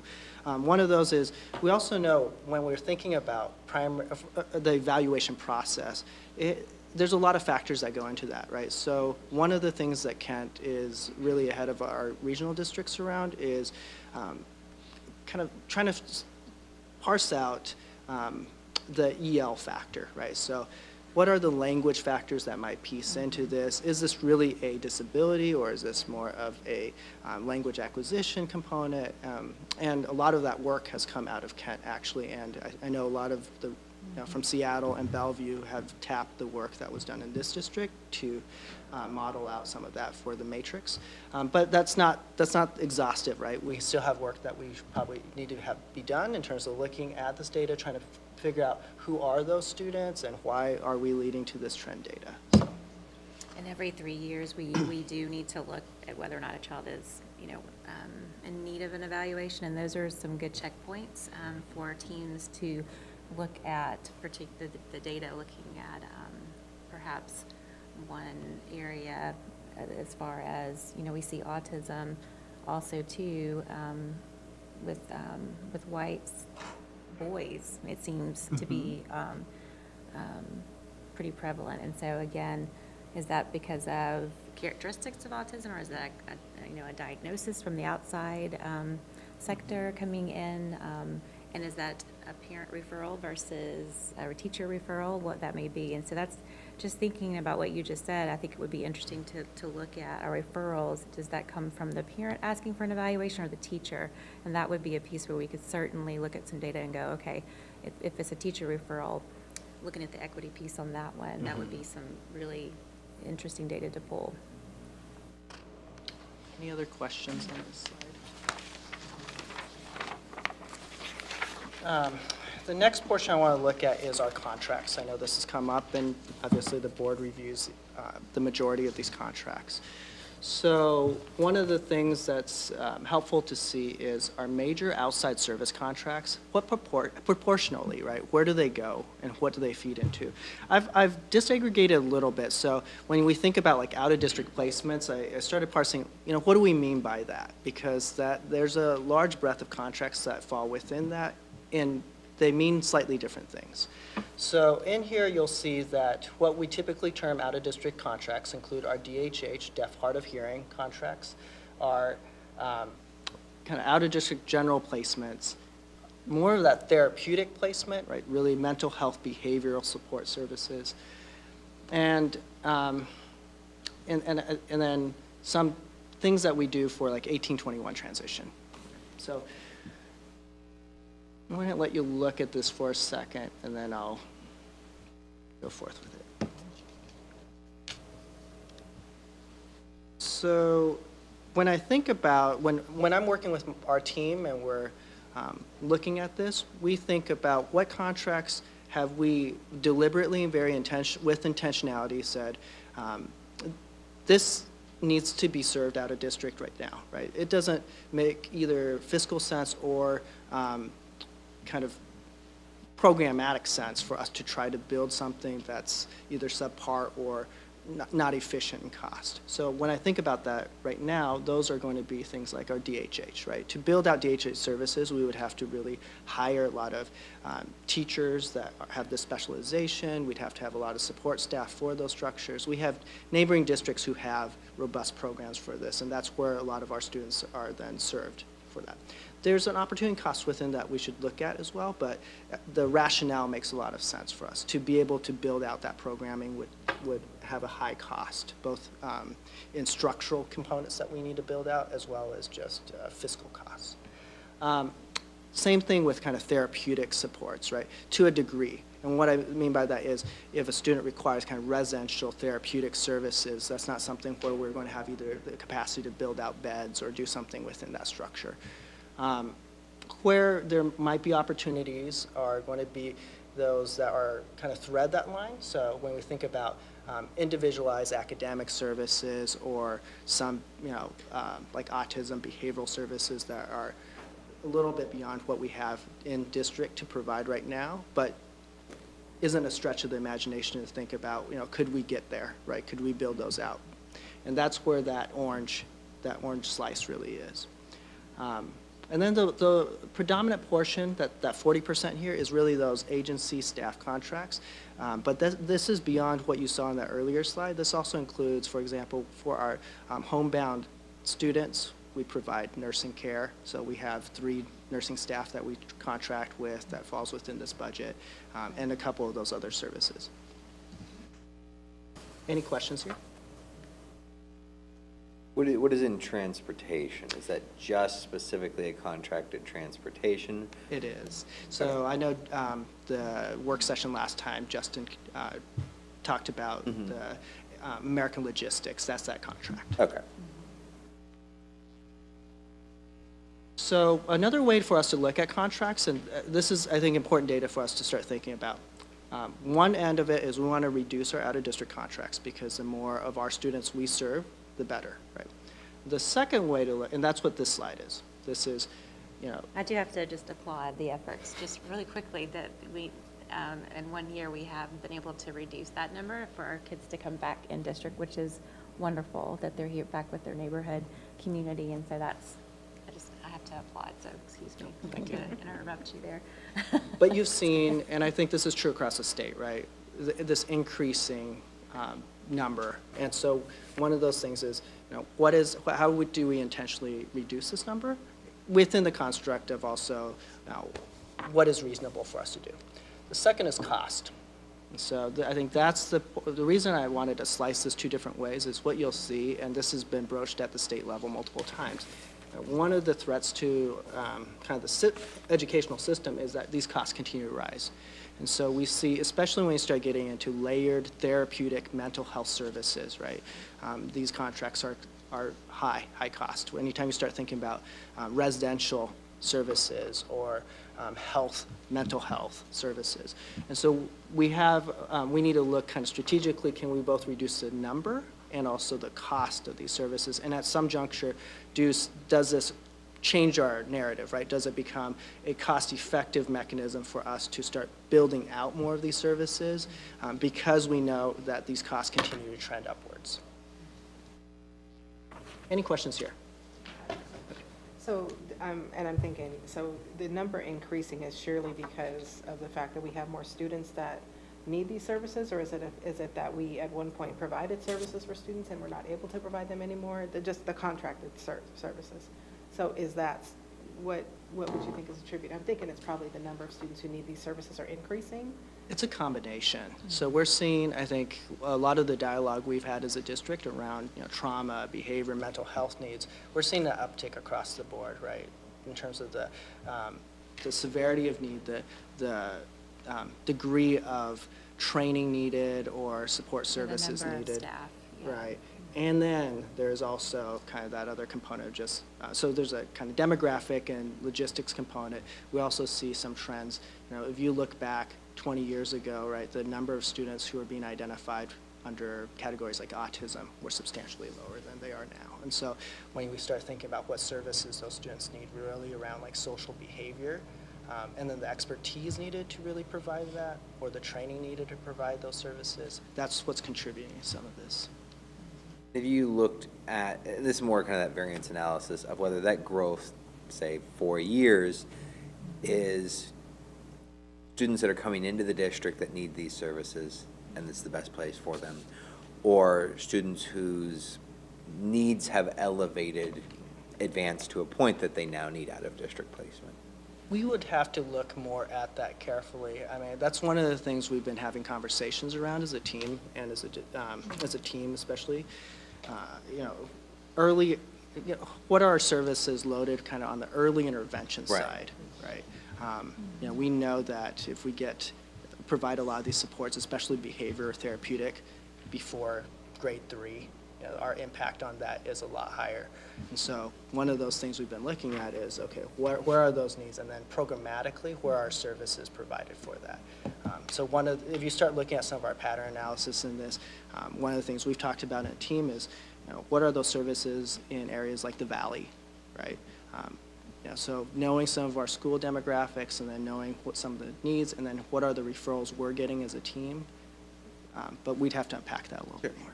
So, and I'm sure you probably have, but looking at, when we looked at the pie graph of, where the different things are and how that was looking last year, when then you're then looking at costs for this year. So there's quite an uptick from this year. So has that pie shifted into what that looks like?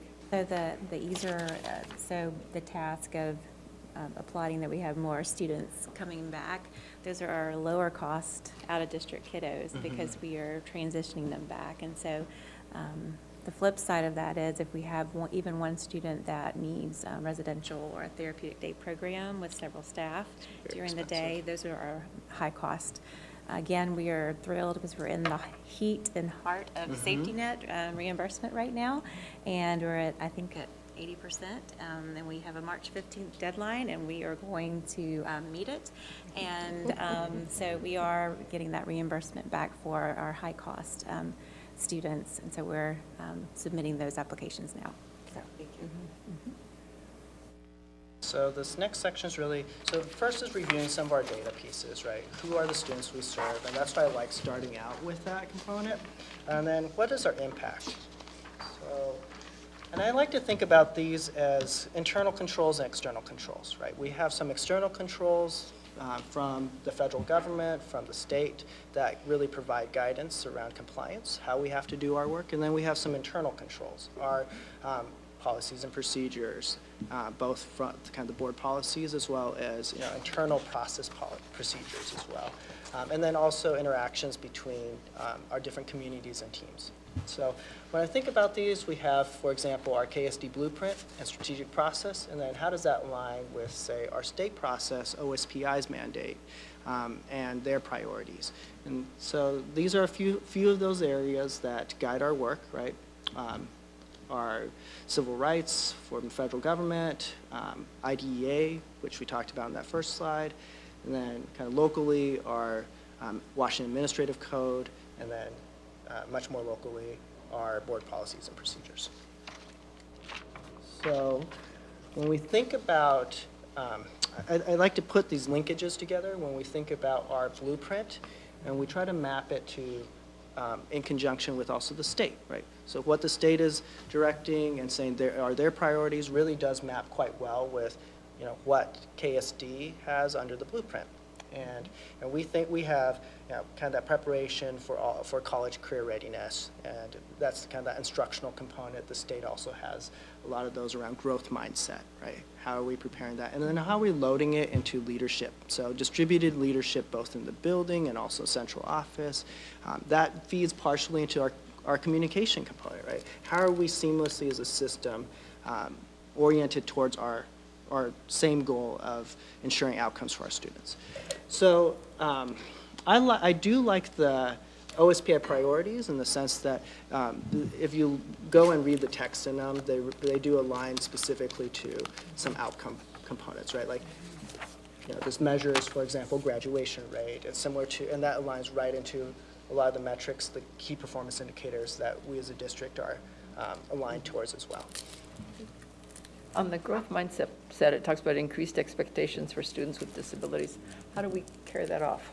So some of what I think Jennifer talked about early on, we really want to move towards a lot more common understanding around like co-teaching, for example, right? So, and then understanding some of those challenges as well. We heard from our principals a few days ago around both the successes with that and also some of the challenges. As you get into high school, for example, how do you have two teachers who can co-teach with both the content expertise and the knowledge around special education? That gets really challenging, right? So I think it's both our staff having clarity in terms of how to have those high expectations, and then us in terms of how we can support our staff to do that. I know that's both an answer and a non-answer, but. And I saw something that you put up about students doing an awareness within the building, which I thought was really great. That was at Fairwood. That was anytime they have those opportunities, that's great for awareness too. For Kindness Week, yeah, that was great. I think a lot of it just boils down to our knowledge of those individual students, right? At a basic level, we load it into their IEP and say, how are our goals and what we're doing of the appropriate rigor and challenge? And do they meet what we're saying, that not just maintenance, but closing that gap? So if our plan doesn't push these students to accelerate their growth more than would be expected to be able to close that gap, we're not really doing our job in that sense, right? Because that's really the purpose of that IEP document. No, I wanted to ask about that.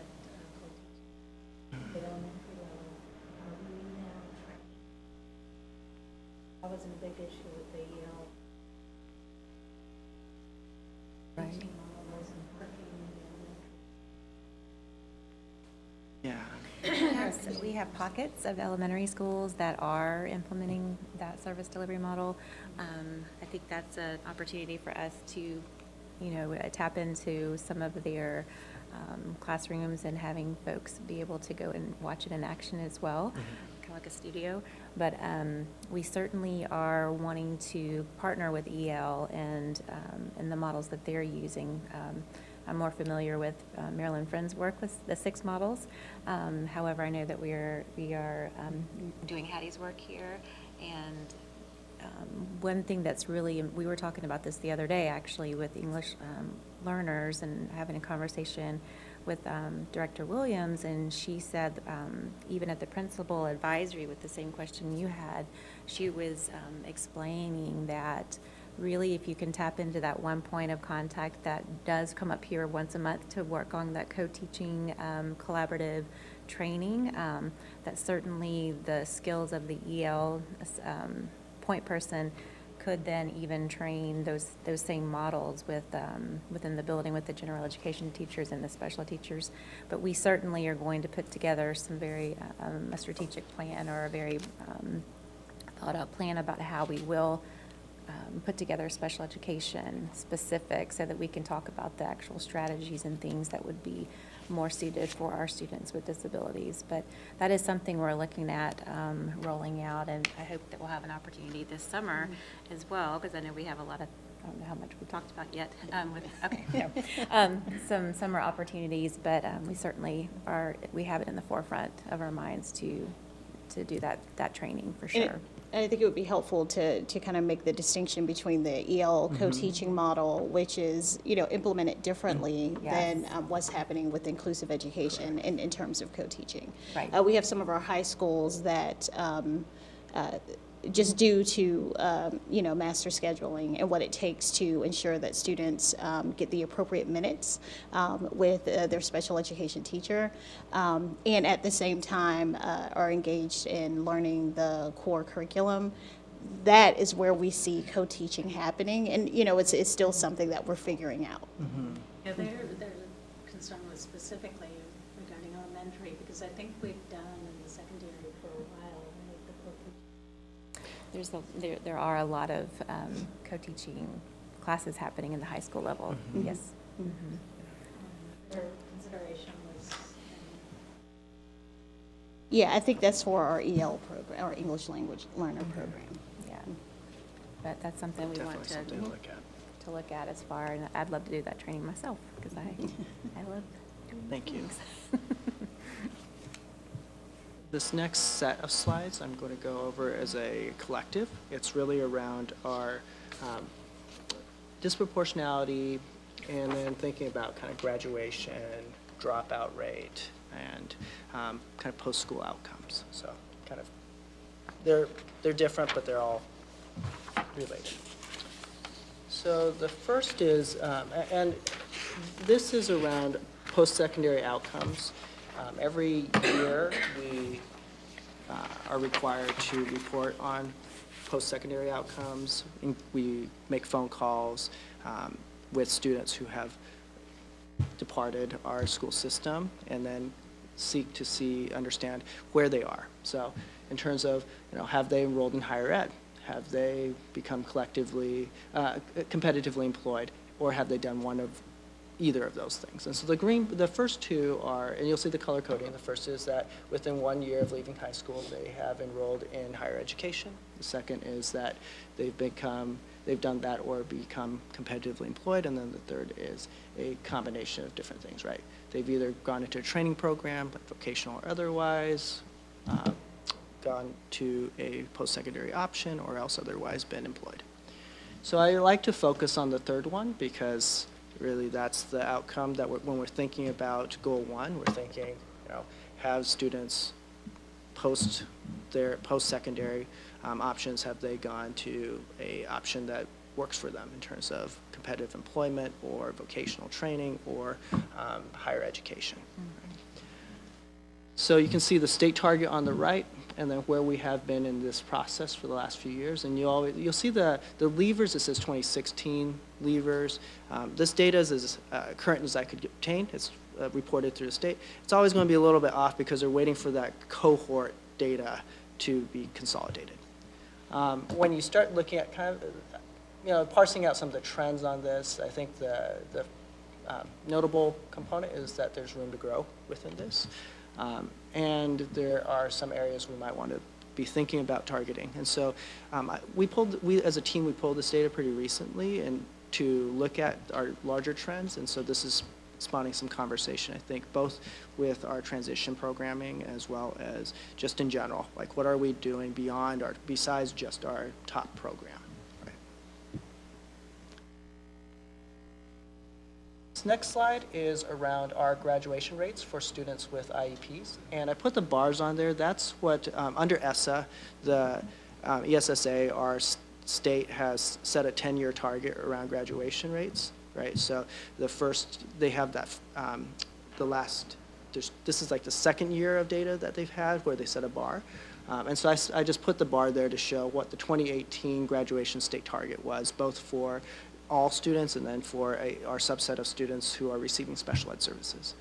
And so you can see that for our KSD kind of all, we've trended upwards, as has been reported multiple times. We've increased our graduation rate, but for our students with disabilities, we're still under that state bar. And so I think that speaks a little bit to that opportunity gap that we're trying to close. And then the converse flip side of this is our dropout rates for students with IEPs. And you'll see, I don't know why, so I'm not trying to conjecture totally. Our 2017 data is interesting, and so I think would be worthy to dig into a little bit. Haven't done that yet. But outside of that, if you plot this as a trend line, it's been fairly flat.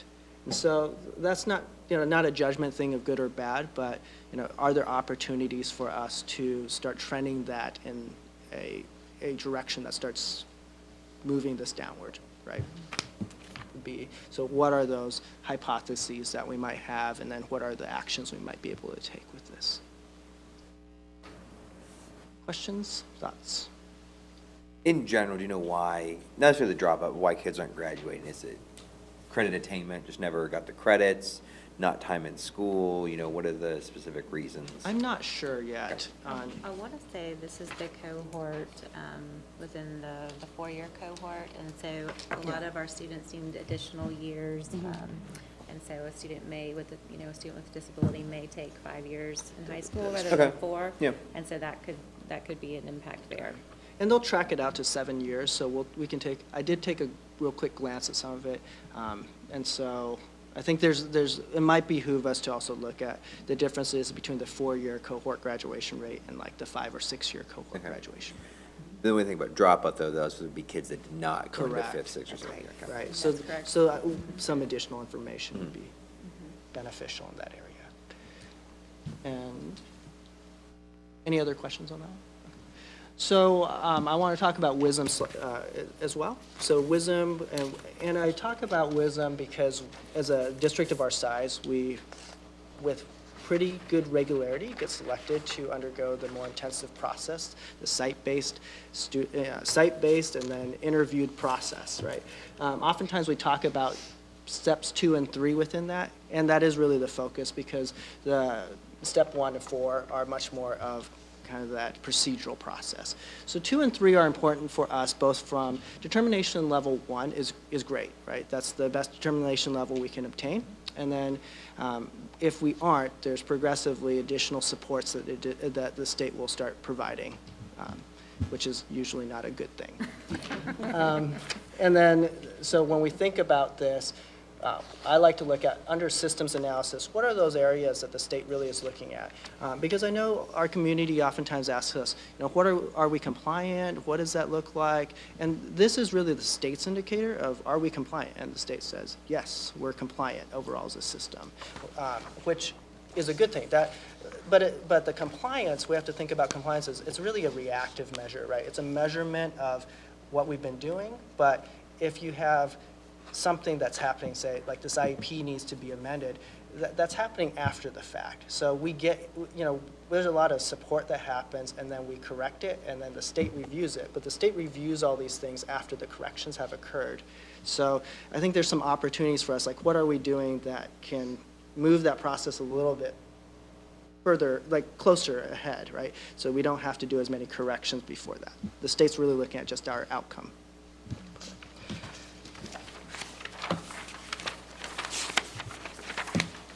Disproportionality, it's important for us. We've talked about this a little bit earlier, but I wanted to draw attention to this because I know past presentations, we've looked at like Tableau outputs for the board, and there's, you end up with some questions. We're sitting in a meeting and we're trying to put together 2 different pieces of information. Like, how does the state find us not disproportional, but our data suggests that it looks like we're disproportional, right? How do you put that 2 twofold thing together. So we started as a team looking a lot more into this. The state's definition of disproportionality I have here, and then what they're measuring specifically for particular indicators like discipline is a little bit different than I think what we assume that, as a community might often assume the state might be measuring. So I'm going to get into that.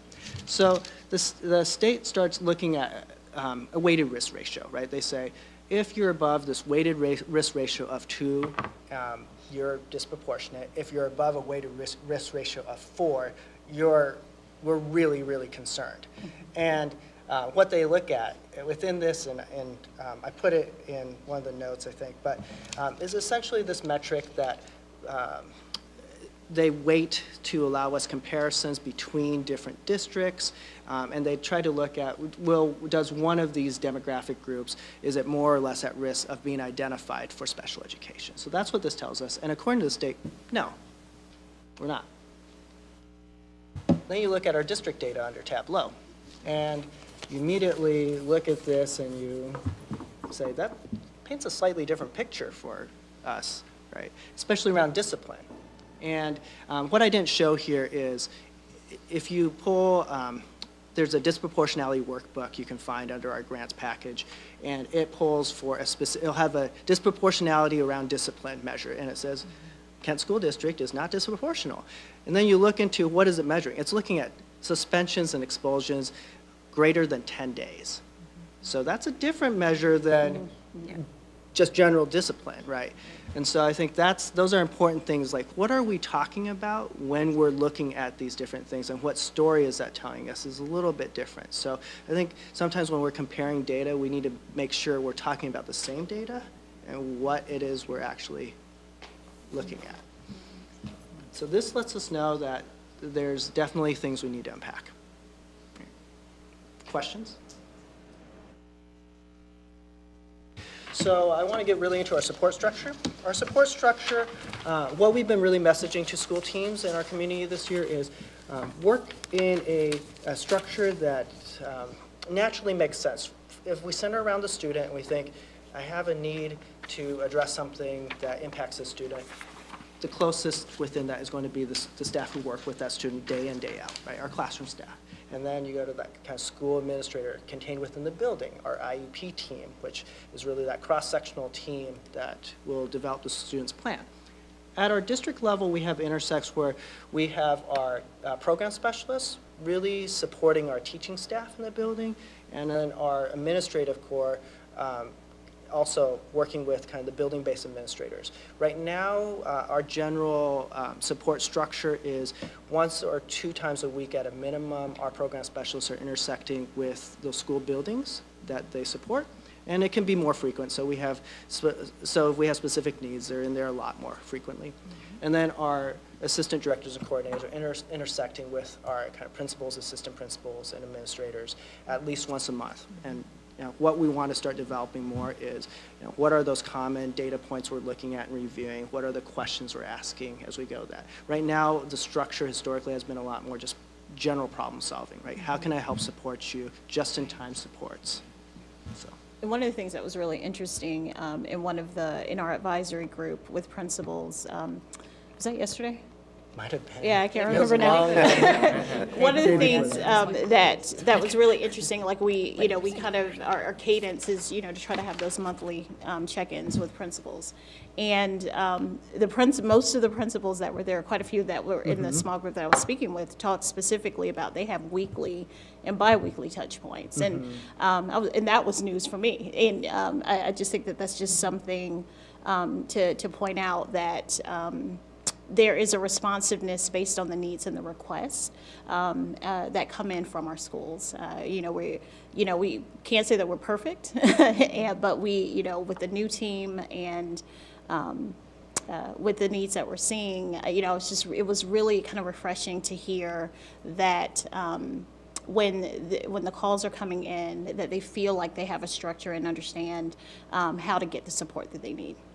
And we're really trying to also provide an escalation chain too, right? If you don't hear from this individual, you know who to go to. We don't want things to get stalled. And I think in our team, whether it's with Jennifer, Danelle, myself, with any of our program specialists, we really talk heavily around, what are we doing how are we getting back to those staff, right, in buildings or families? If people don't hear from you, then they don't know where to go next, or they start asking everybody. And when they start asking everybody, our system becomes very inefficient. Yeah. And so we strive to try to message this out and then try to find both internally within a school building, are there resources you can also access at the school level? And then can we really support that structure you already have there? Or does it make more sense, like externally, where are those support structures kind of intersecting at? So how are you communicating that with, say, families, so they know that structure? So that's been a work in progress, right? So we're trying to take those opportunities, whether it's through SEAC or whether it's through those IEP meetings, as we're, families might say, well, who do I go to if I want to check this plan, or I want, beyond, I have a question, does this go to the assistant principal? We try to navigate that out for them. A lot of our meetings have a lot of our staff attending. So I think about like IEP meetings and different parent requests. They come in for that. But I think we're also open to opportunities to look at how we can do that better. So. And one of the things, Kimberly, who's also out there, who supports the IE team, she is very diligent about the who do I contact list, right? And it very specifically maps out who you call for what. And she updates that on a regular basis. Even like changes that, it's like, oh, that's right, there's a new person there, so we need to make sure. And she's always on top of it. And that information, I believe, is on our webpage, correct? Yeah. And so it's public facing and. Not on the public page, it's on the team site. Okay, it's on the team site. Okay. It was on the public page, they asked me to take it off last year. That was last I don't year. know who they We weren't here. Moving on. Is that something we might consider to get back on the public page? Yeah. Okay. So I use this graphic quite a bit. This is actually OSPI's graphic around the consistency index. I think it's a great descriptor of how we provide services, both at a micro level and then more macro, right? So for a student, we think about, you use the evaluation to drive our plan with this IEP, and then we want to ensure that that plan is actually being executed in services, and hopefully, if that's actually happening, student outcomes are improving, and any changes we need to make, we go through that cycle again. At a larger level, I think about our team functioning in the same way, right? We look at needs assessment. What does this programming classroom need? What does this school need? What is the training that we might need? What's the plan we're developing to really target that need, or weigh whether that's a high leverage point for us to provide that support? And then, okay, what are the resources that we've developed a plan, are we adequately resourcing for that plan to be able to be executed? And those are things we're working on, especially in teaching and learning, and trying to create some realistic consistency processes, right? So, we have some internal processes we've really developed out this year around, okay, if we're going to ask for a need or look at a change in process, let's draft a briefing paper around this, right? That really does a needs assessment. If we're going to look at to develop a process that needs a project, what's a loose project plan, right? Who's really supporting this push? At what checkpoints are we revisiting and looking at whether that resource allocation is appropriate? Rather than just going in and saying, here's a need, here's a priority, right? So there's some pieces we're working on within that as well. And really, that's like plan, do, study, act. That's our Exactly. continuous cycle of improvement. Not just at the the instructional level, but zooming out like at a system level. That's the way we go about doing our work. So in terms of looking at our support, this is not an exhaustive list. We provide professional development support that comes up really with regularity, right? We have new staff who come on board. They really need training around our systems like IEP Online, or how do I run an IEP meeting in this district, or new administrators or staff who might need training to be able to participate as an administrative designee in that IEP meeting. So these are things that we provide. Right response as well. How do we make sure that staff who have to provide some of those de-escalation support services have adequate training in that? In addition to these, we also have a lot more of our support doesn't look like this, right? It looks more like a just-in-time support. So a building calls one of our staff and says, hey, we need specific training or problem solving around this item. And that's where the regular meetings are necessary so that we have opportunities to engage, unpack that. And what some of the principals said is, knowing that those regular meetings are coming is really important because then they can wait. They can say, I know I'm going to be meeting with you in 2 days, rather than like, I got a problem and I need to call somebody right now because I don't know when someone's going to come. So having expectations of when will you see which staff really can help us really be a little bit more efficient as a system. Direct student support, I talked about that in the kind of the organizational flow chart. And we provide a lot of kind of direct support that doesn't, you know, people think about like central office in the school, and I think that it's more of a bit of a continuum, right? There's staff who fall kind of within both realms. Like our school psychologists, we think of oftentimes as integral parts of our school team, but they're also integral parts of a central office team. So, and then in terms of recruitment and staffing, this is where we partner heavily with our human resources partners. You know, they've been helping us both in kind of tactically, strategically, you know, where can we find teachers? Where have we historically been able to find?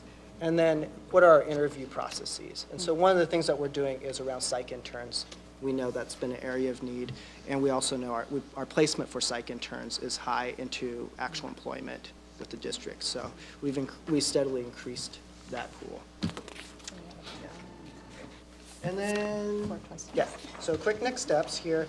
That's fine, just giving me a time warning. Yes. So in terms of processes, this has led into a couple of our priorities for us. And so for us, we have about 7 priorities, which is a lot, but some of them are more like around processes we have to just refine. So safety net, you know, we need to really document out that process, versus other things are things that we've seen as recommendations year over year, right? Urban Collaborative 2013 report for this district said, develop and maintain a procedure manual. That's still the ask that's coming. So that's one of the projects that we're really engaging in. Roles and responsibilities. Whose job is it to do what? So trying to be really explicit in how does that tie into job expectations for me, right? Or for this teacher or this principal. So we're trying to work on that. Our out-of-district placements, and then student independence. We've really started looking into our data around one-on-one aids and other supports that we have staff in. So I think that's about it.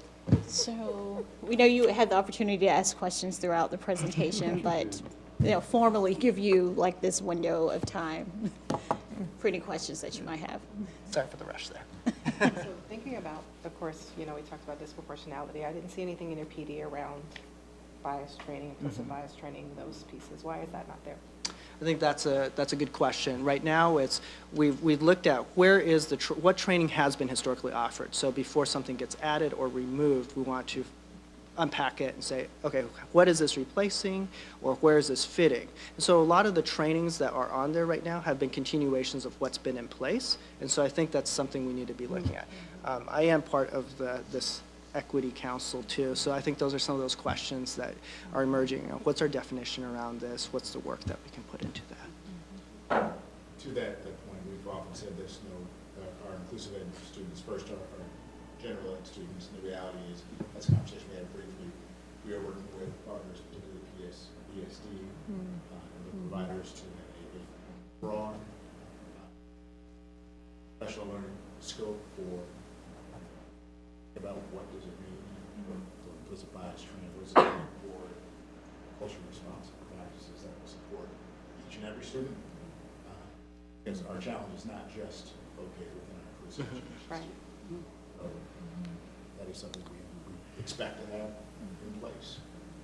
So our inclusive ed students are. I wanted to echo on that, and that is in today's Student Leadership Advisory, we had a whole like activity session about between equity and equality, and we had this where we each proposed ideas, and I'm fairly sure I think it was just some type of training for staff that was on cultural and bias was suggested, and that was in addition to more diverse staff. And I think those were just things that can definitely echo onto what you said and just immediately related. So first, thank you for all this information. Yes. I can't remember a time where we've gotten this much in the past, so I do appreciate it. My question is more around our families and how we help them understand the IEP process.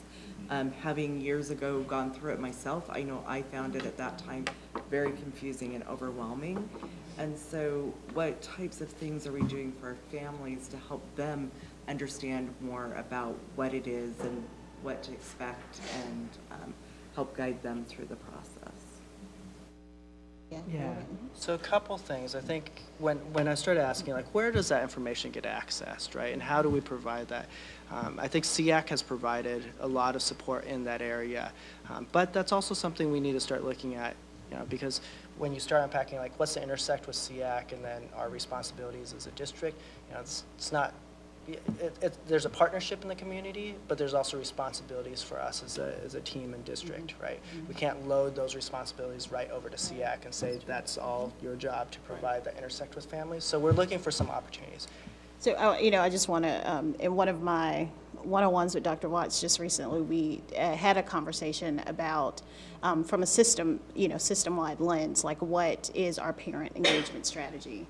And those are some of the things, like, you know, one of my takeaways is some of the things that we, you know, are going to get a group of folks together to begin having those conversations so that we are looking at a continuum of support for parents, and that there is, you know, again, some sort of cadence around when those opportunities will be available, and not just be a one-shot thing for this one issue right now, but really having a clear program in mind for how we want our parents to engage and really feel, provide the access that all of our parents need to really support, you know, students where whatever their program or needs might be. So that is on the horizon. The things that I'm really excited about is IEP facilitation and really helping case managers understand how to prepare for an IEP meeting, and so that, you know, setting agendas, having agendas prior, sending home draft of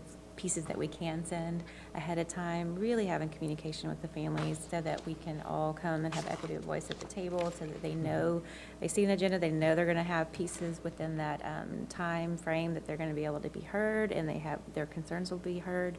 And so I just think it's all about building relationships, but I think I've brought together an IEP implementation or a facilitation manual that I put together in my previous district, that we can start having those conversations and that training about how to prepare, how to have a student-focused IEP meeting that is very equitable, equity and voice, and understanding the pieces, because like you said, it's a lot going through all the alphabet soup and all those good things, and then just for debriefing afterwards about how we can do better. And so that's another piece of the facilitation training.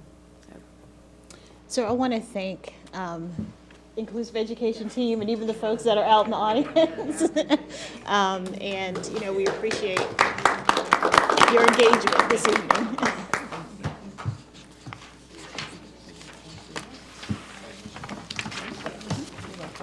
We are adjourning for our executive session for approximately 30 minutes to discuss the qualifications of an applicant.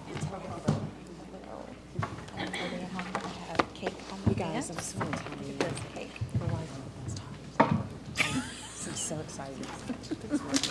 Really, I learned so much. This is long.